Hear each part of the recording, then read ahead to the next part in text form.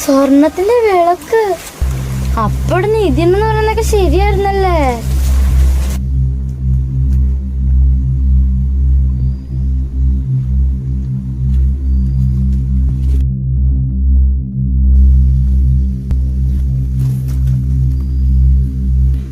ഇത് ഞാൻ ഇനി ആർക്കും കൊടുക്കില്ല.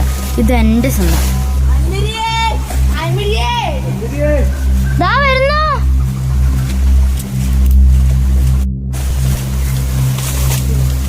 ബാ നമുക്ക് പോവാം. നടന്നിടന്ന് മടുത്തു.